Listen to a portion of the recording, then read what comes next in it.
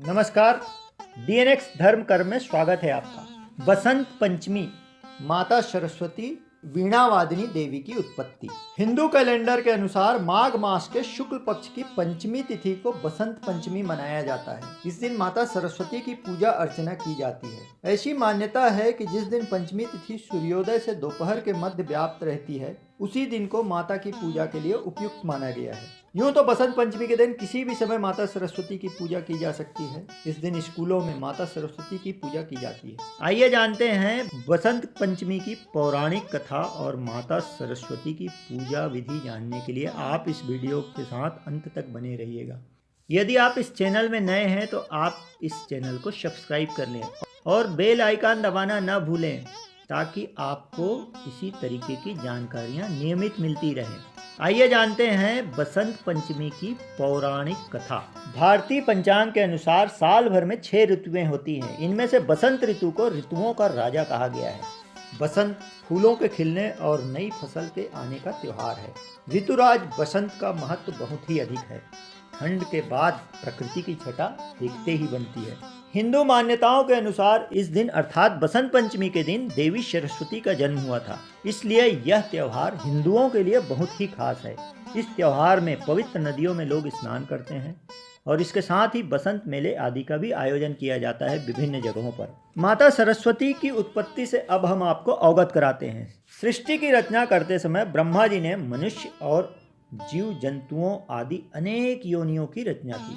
अनेक योनियों की रचना करने के बाद ब्रह्मा जी को यह महसूस हुआ शायद सृष्टि की रचना में कुछ कमी रह गई है, जिसके कारण सब तरफ सन्नाटा छाया रहता है। एक अजीब सा खालीपन ब्रह्मा जी ने महसूस किया और ऐसा महसूस करते हुए ब्रह्मा जी ने अपने कमंडल से जल छिड़का, जिससे 4 हाथों वाली एक सुंदर देवी प्रकट हुई। देवी के एक हाथ में वीणा थी तो दूसरा हाथ वर मुद्रा में था। अन्य 2 हाथों में पुस्तक और माला थी। ब्रह्मा जी ने देवी को देखकर वीणा वादन का अनुरोध किया, जिस पर देवी ने वीणा का मधुर नाद किया। देवी के वीणा से निकले नाद से संसार के समस्त जीव जंतुओं में वाणी जागृत हो गई और जल धारा में कोलाहल होने लगा। हवा में सरसराहट लोग महसूस करने लगे। ऐसा महसूस करते ही ब्रह्मा जी ने उस देवी को वाणी की देवी सरस्वती का नाम दिया।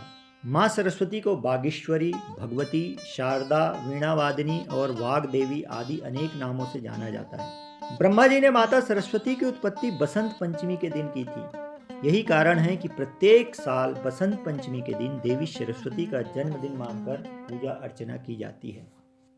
यह थी वीणावादिनी देवी सरस्वती के उत्पत्ति की कहानी। माता सरस्वती की पूजा कैसे करनी चाहिए, पूजा का मुहूर्त क्या हो, पूजा में किन सामग्रियों का उपयोग करना चाहिए और किन मंत्रों से माता का आवाहन करना चाहिए, ये पूरा विवरण डिस्क्रिप्शन में दिया हुआ है।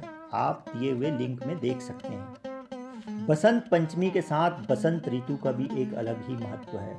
ऋतुओं के राजा बसंत ऋतु में खेतों में सरसों की फसल पीले फूलों के साथ, आमों के पेड़ों पर आए हुए फूल, मोर या बोर, चारों तरफ हरियाली और गुलाबी ठंड मौसम को खुशनुमा बना देती है। यदि सेहत की दृष्टि से देखा जाए तो यह मौसम बहुत ही अच्छा होता है। इंसानों के साथ साथ पशु पक्षियों में नई चेतना का संचार होता है। हर दृष्टि से सेहत के लिए अनुकूल माना गया है।